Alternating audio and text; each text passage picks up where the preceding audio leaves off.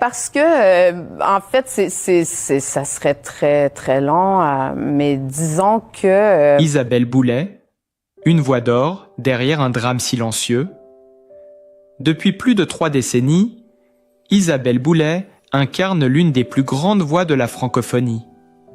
Originaire de Gaspésie, au Québec, cette chanteuse à la sensibilité rare s'est imposée sur la scène internationale grâce à sa voix chaude, émotive et puissante. Révélée dans les années 1990, elle enchaîne les succès avec des titres devenus cultes tels que « Parle-moi »,« Je t'oublierai »,« Je t'oublierai » ou encore « Entre Matane et Bâton Rouge ». Son talent lui vaut de nombreuses distinctions, notamment plusieurs victoires de la musique et Félix, consacrant une carrière d'exception où se mêlent force, douceur et authenticité. Mais derrière la lumière des projecteurs, Isabelle Boulay a longtemps porté un fardeau invisible. Après des années de silence médiatique, la chanteuse a finalement brisé le mur de la pudeur pour révéler le cauchemar conjugal qu'elle a vécu après son divorce. Un aveu bouleversant qui surprend autant qu'il émeut, tant l'artiste avait toujours protégé sa vie privée avec une discrétion exemplaire. Ce témoignage, intime et sincère, marque un tournant dans son parcours, celui d'une femme qui ose désormais mettre des mots sur la douleur, sur les blessures d'un amour brisé. Dans cette vidéo, nous reviendrons sur le contraste saisissant entre la carrière triomphante de l'artiste et la souffrance personnelle qu'elle a dû affronter dans l'ombre. Un récit fort, poignant et nécessaire, où Isabelle Boulay transforme la douleur en vérité et la vérité en force. Ce fut une révélation qui a secoué la sphère médiatique francophone. Longtemps, Isabelle Boulay avait choisi le silence, préférant la pudeur aux confidences. Mais cette fois, la chanteuse a décidé de parler. Dans un entretien exclusif, elle a brisé un tabou, décrivant son mariage avec Éric Dupond-Moretti, l'actuel garde des Sceaux, comme un cauchemar éveillé, une relation où, selon ses mots, la liberté s'effaçait lentement derrière les murs invisibles d'une prison sentimentale. Une phrase lourde de sens qui a glacé les journalistes présents lors de la diffusion de ses confidences. Les premières rumeurs d'un malaise étaient apparues dès 2022 lorsque certains observateurs avaient noté l'absence de la chanteuse à plusieurs événements officiels où son mari représentait le ministère de la Justice. Les médias parlaient alors de fatigue artistique ou d'un besoin de discrétion. Aujourd'hui, tout prend un autre sens. Isabelle Boulay a confirmé que ses absences n'étaient pas anodines. « Je m'éteignais à petit feu, j'avais l'impression de ne plus exister en dehors de son ombre », a-t-elle confié d'une voix brisée. Après 9 années de vie commune, elle a fini par annoncer sa séparation définitive, mettant un terme à une union qui avait fasciné autant qu'elle avait intrigué. Selon des proches du couple, les tensions s'étaient intensifiées au fil du temps, exacerbées par la pression politique et la différence de leurs univers. Elle voulait chanter, lui voulait contrôler, résume une amie de longue date, sous couvert d'anonymat. Le contraste entre la puissance publique de Dupond-Moretti et la sensibilité artistique de Boulay n'a fait que creuser le fossé. L'artiste québécoise, habituée à l'amour libre et à la lumière des scènes, se serait retrouvée enfermée dans une routine rigide, marquée par la surveillance constante et la peur du scandale. Tout devait être pesé, calculé, même mes mots en public. J'avais la sensation de vivre sous haute surveillance, aurait-elle déclaré lors d'une entrevue radiophonique récente. Les révélations ne s'arrêtent qu'au pas là. Des proches affirment que les signes de détresse étaient visibles depuis longtemps.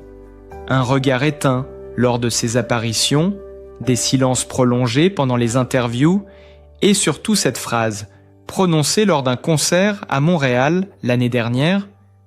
Parfois, la liberté coûte le prix d'un adieu. Personne n'avait compris à l'époque qu'il s'agissait d'un message codé. Et pendant que la chanteuse se libère peu à peu de ses chaînes intérieures, les médias s'enflamment autour d'un autre détail inattendu. Après le divorce, Isabelle Boulay aurait conservé plusieurs biens immobiliers et droits d'auteur substantiels, la plaçant parmi les artistes les plus aisés de sa génération, une situation qui, paradoxalement, renforce l'image d'une femme à la fois blessée et puissante, reconstruisant sa vie sur les ruines d'un amour devenu toxique. Les images de son dernier passage télévisé, les yeux brillants, le sourire fragile, circulent partout. Les spectateurs y lisent désormais la douleur cachée derrière la dignité. Et tandis qu'elle confesse publiquement avoir longtemps vécu dans la peur de décevoir, son témoignage fait l'effet d'un électrochoc. Celle qu'on croyait invincible avoue enfin sa vulnérabilité. L'émotion est à son comble et la France entière semble suspendue à ces mots, fascinée par la chute d'un mythe amoureux que nul n'avait vu venir. Depuis cette révélation, un vent de stupeur parcourt les réseaux et les rédactions. Les confidences d'Isabelle Boulay ont ouvert une brèche dans le vernis parfait de leur union. Les images d'archives ressurgissent. Les sourires forcés sur les tapis rouges, les gestes mesurés, les regards fuyants. Tout semble aujourd'hui criant d'évidence. Ceux qui l'ont côtoyée à cette époque parlent d'une femme fragilisée, isolée, mais déterminée à sauver les apparences. Derrière la diva, il y avait une femme enfermée dans un silence de plomb, étouffée par le poids d'un compagnon omniprésent et d'une exposition médiatique qu'elle n'avait jamais voulu. Une scène, en particulier, hante désormais les commentateurs. Ce gala officiel à Paris, où Isabelle, vêtue d'une robe rouge éclatante, affichait un sourire figé, tandis que son mari monopolisait la parole devant les caméras. Son regard était ailleurs, se souvient un photographe présent ce soir-là. Ce détail, insignifiant à l'époque, devient aujourd'hui un symbole, celui d'une femme prisonnière dans un décor doré. Les proches d'Isabelle racontent qu'elle aurait tenté à plusieurs reprises de fuir cette relation, mais chaque tentative se heurtait à la pression publique, aux menaces de scandale et au chantage affectif.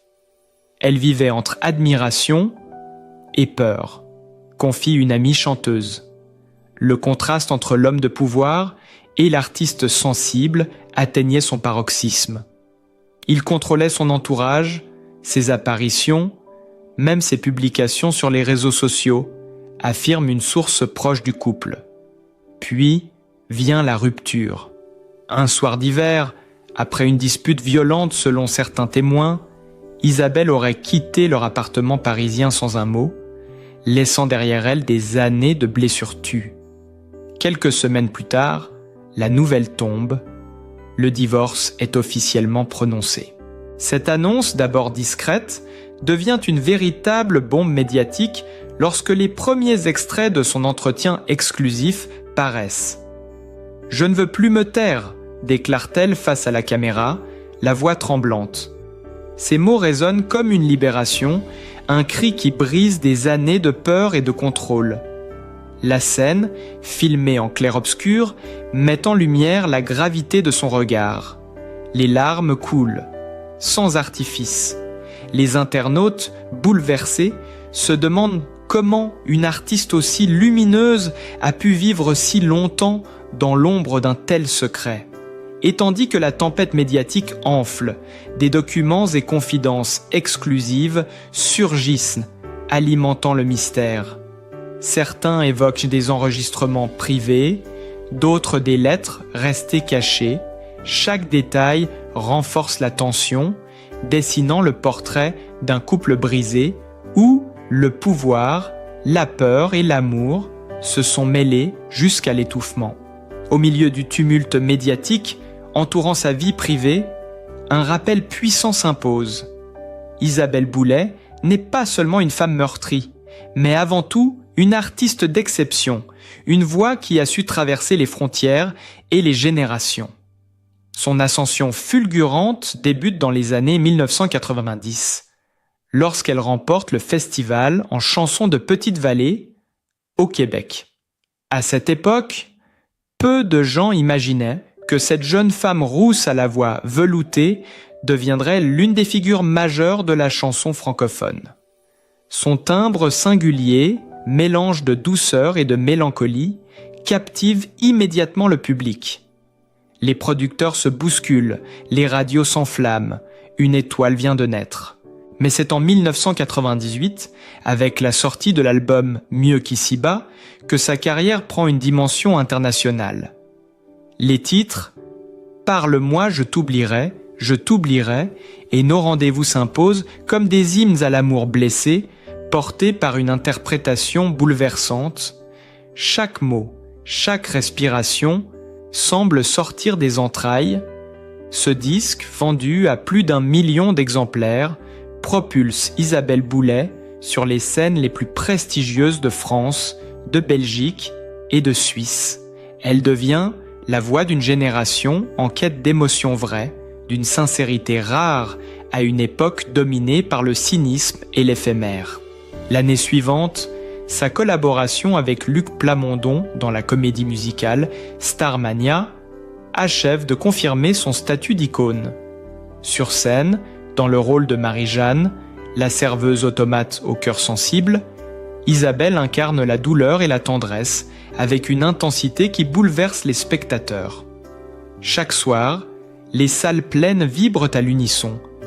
Les critiques parlent de révélation scénique, d'un phénomène émotionnel. On découvre alors que la chanteuse ne se contente pas de chanter, elle vit ses chansons, elle les habite, elle les incarne. Son talent attire aussi les géants de la chanson française. Serge Lama, Francis Cabrel et Charles Aznavour saluent publiquement sa grâce et son authenticité. En 2000, lors d'un concert à Bercy, Aznavour la présente au public comme l'une des plus belles voix francophones de sa génération. Cette reconnaissance d'un maître ne passe pas inaperçue. Dès lors, la carrière d'Isabelle Boulay prend une tournure historique. Elle devient une ambassadrice de la chanson d'émotion, un lien entre le Québec et la France. Ses albums suivants, comme Au moment d'être à vous et De retour à la source, confirment cette maîtrise absolue du répertoire romantique. Chacune de ses interprétations est un miroir de sa propre sensibilité. La douleur, la nostalgie, mais aussi la force de se relever. Elle chante les femmes blessées, les amours impossibles, les silences qui pèsent, des thèmes qui résonnent d'autant plus fort aujourd'hui, à la lumière de ses récentes révélations. L'un de ses moments les plus marquants restera sans doute sa prestation lors du gala de la Disque, où elle interprète « Parle-moi » devant un public en larmes. La caméra s'attarde sur son visage tremblant, sur ce regard à la fois doux et tourmenté. Ce soir-là, la frontière entre la scène et la vie semble s'effacer. On ne sait plus si Isabelle Boulay chante une histoire inventée ou si elle livre un morceau d'elle-même. C'est sans doute ce mystère, cette vérité vibrante qui la rend si fascinante. Les années passent, mais son aura ne faiblit pas. Elle s'impose comme juge dans l'émission La Voix, partageant son expérience avec les nouvelles générations, tout en continuant d'émouvoir avec des albums plus intimes, comme En Vérité, sorti en 2017. Sa capacité à se réinventer, à mêler la poésie des mots à la sincérité du vécu, la distingue des artistes formatés. Chez elle, rien n'est artificiel, chaque chanson est un éclat d'âme. Et quand aujourd'hui, cette même femme se confie sur la douleur cachée derrière sa gloire, le public redécouvre avec stupeur combien ses chansons avaient toujours été des aveux déguisés. Ce que l'on croyait être de la fiction était peut-être une autobiographie chantée. Ces ballades sur la perte, la solitude, la recherche de soi prennent soudain une dimension tragiquement réelle. Les spectateurs, bouleversés, réécoutent ces titres avec un autre regard, celui d'une femme qui depuis toujours transformait ses blessures en musique. C'est ce pouvoir rare, celui de faire de la souffrance un art, qui maintient aujourd'hui Isabelle Boulay au cœur de l'actualité et des émotions collectives. Chaque mot qu'elle prononce, chaque note qu'elle chante, semble résonner comme un fragment de vérité suspendu entre la lumière et l'ombre. Bien avant les projecteurs, les disques d'or et les ovations, Isabelle Boulay a connu une enfance rude, marquée par les vents salés et les hivers sans fin de la Gaspésie. Née dans une petite ville côtière du Québec, elle grandit dans un univers où le froid mord les joues, où les routes s'étirent à perte de vue et où les rêves semblent toujours trop grands pour la taille des maisons. Son père, camionneur, partait souvent pendant des semaines, laissant derrière lui une fillette curieuse, déjà fascinée par la musique et le silence de la mer. Sa mère, femme discrète mais d'une force tranquille, élevait seule ses enfants, jonglant entre le travail et les devoirs familiaux. C'est dans ce décor de simplicité que naît la voix d'Isabelle. Elle chante, avant même de savoir lire, imitant les mélodies qu'elle entend à la radio ou lors des messes du dimanche. On raconte qu'à 6 ans, elle se plaçait devant le miroir du salon, une brosse à cheveux à la main, imaginant un public invisible, suspendu à ses lèvres. Ses premières scènes, ce furent les fêtes de village, les kermesses d'école, les mariages improvisés où, malgré sa timidité, elle se tenait droite, les yeux fermés, comme pour s'échapper de la réalité. Mais derrière ce talent précoce se cache une enfance éprouvée. L'argent manquait souvent, les repas étaient simples, les vêtements passés d'un frère à l'autre. Isabelle apprit très tôt à ne rien gaspiller, à faire de chaque petit bonheur un trésor. Ses parents, malgré leur amour, vivaient dans la tension d'une vie ouvrière difficile. Les disputes éclataient parfois à cause de factures impayées, de rêves contrariés. J'ai grandi dans un monde où il fallait se battre pour tout, même pour un sourire, confiera-t-elle plus tard dans une entrevue émouvante. Adolescente, elle trouve refuge dans la musique. La voix devient son échappatoire, son refuge, sa manière de survivre au silence pesant de la maison. Elle s'enferme des heures dans sa chambre, un vieux lecteur de cassettes à la main, écoutant sans relâche Édith Piaf, Diane Dufresne et Charles Aznavour. Ces voix, pleines de fêlures, deviennent ses maîtres invisibles. Je me reconnaissais dans leur douleur, dans cette façon de chanter comme si chaque mot pouvait guérir une blessure. Son premier grand choc survient à l'adolescence, lorsqu'elle perd un proche parent. Ce drame intime, qu'elle évoquera plus tard du bout des lèvres, la marque profondément. Ce jour-là, elle comprend que la vie ne promet rien et que la musique sera désormais sa seule façon de tenir debout. Peu à peu, elle commence à se produire dans les bars et cafés de la région, affrontant la fumée, le bruit, l'indifférence du public. Mais chaque chanson devient un acte de résistance, une manière de dire « je suis là, j'existe ». À 18 ans, elle quitte la Gaspésie, laissant derrière elle les paysages familiers et les souvenirs d'une enfance entre tendresse et précarité. Dans ses valises, quelques vêtements, un carnet de poèmes et surtout, cette voix que personne encore ne soupçonnait, capable d'émouvoir des foules entières. À Montréal, elle découvre un monde plus dur encore, les nuits d'audition, les refus, les promesses non tenues. Mais sa détermination ne faiblit pas. Je n'avais rien à perdre, alors je me suis jetée dans la musique comme on se jette à la mer, dira-t-elle plus tard. C'est sans doute là, dans cette jeunesse cabossée, que se forge la profondeur émotionnelle de son art. Car chaque note, chaque inflexion de sa voix porte encore l'écho de cette petite fille qui chantait pour oublier la peur, pour adoucir les cris du vent, pour transformer la pauvreté en poésie. Ceux qui l'ont connue alors se souviennent d'une jeune femme à la fois douce et farouche, le regard plein de feu, toujours prête à monter sur scène, même sans micro, même sans cachet. Quand elle chantait, on oubliait tout, racontera un ancien musicien de bar. Ce mélange d'humilité et d'intensité devient sa marque de fabrique. Et c'est précisément cette sincérité brute, forgée dans la rudesse de son enfance, qui fera plus tard d'Isabelle Boulay non seulement une artiste adorée, mais aussi une femme profondément humaine, fidèle à ses racines et à cette vérité essentielle. La douleur peut être belle quand on la chante avec le cœur. Lorsque les lumières de la scène s'éteignent et que le silence retombe, Isabelle Boulay retrouve un autre univers, plus discret, plus intime. Loin du tumulte médiatique, elle a toujours tenté de préserver un équilibre fragile entre sa vie d'artiste adulée et celle de femme, de mère, de compagne.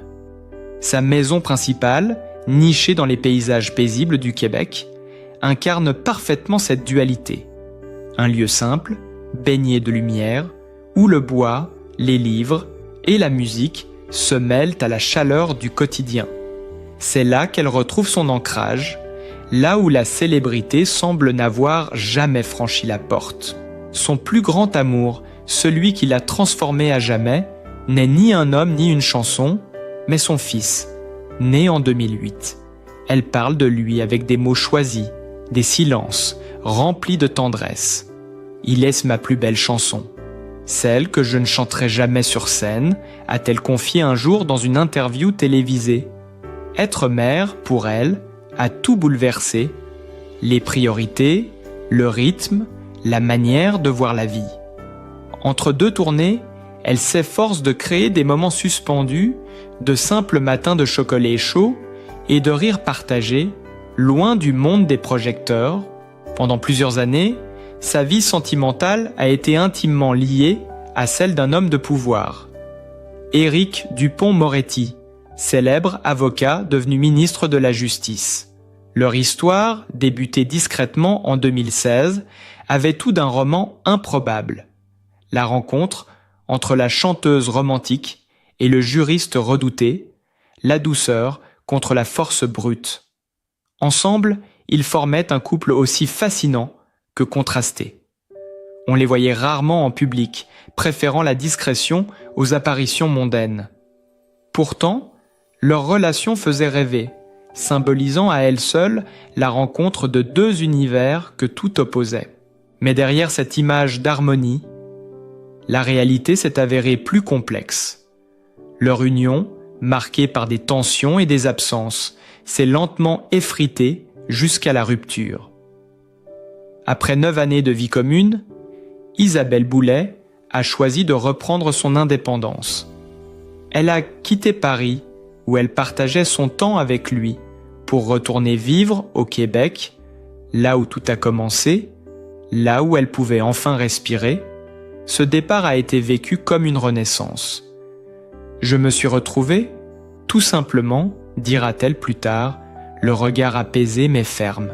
Aujourd'hui, elle partage sa vie entre Montréal et la Gaspésie, oscillant entre la modernité urbaine et la nostalgie des paysages marins de son enfance. Ces maisons reflètent son âme, des espaces remplis de souvenirs, de guitares, de tableaux et de photos d'êtres chers. Loin de la superficialité, elle s'entoure de beauté simple, des livres ouverts sur la table, un piano près de la fenêtre, un vieux tourne-disque sur lequel résonnent encore les voix de Piaf et Brel. Malgré les épreuves, Isabelle a toujours conservé une forme d'élégance naturelle, un équilibre entre la fragilité et la force.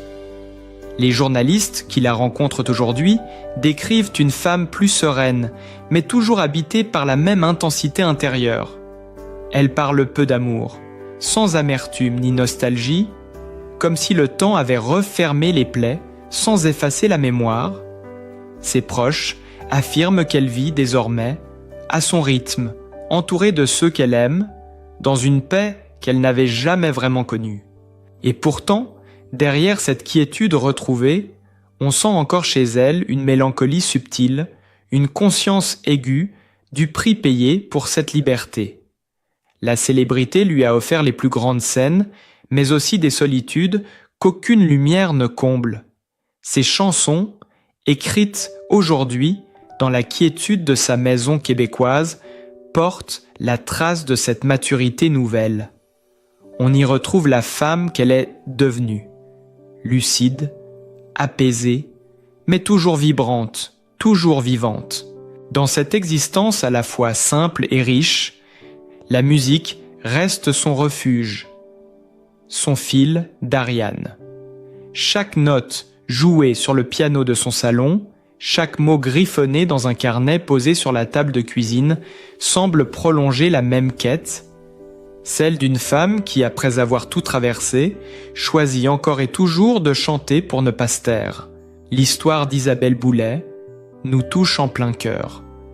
Derrière cette voix qui a bercé tant de générations, il y a une femme vraie, sensible, profondément humaine, une femme qui a connu la douleur, le silence, la solitude, mais qui continue de se relever, encore et encore, avec la grâce de celles qui ont aimé trop fort et souffert en silence.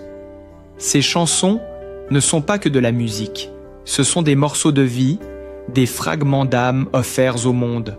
Aujourd'hui, plus que jamais, elles méritent notre soutien, notre respect et notre affection. Son courage d'avoir parlé, d'avoir brisé le mur du silence, est un exemple pour toutes celles et ceux qui traversent des épreuves similaires. Si cette histoire vous a ému, si vous ressentez cette même admiration pour Isabelle Boulay, mettez un like, partagez cette vidéo pour que son message de force et de vérité touche encore plus de cœurs. Et surtout, abonnez-vous à la chaîne pour continuer à découvrir les parcours bouleversants des plus grandes figures de la chanson francophone. Ensemble, faisons vivre la mémoire, la musique et l'émotion.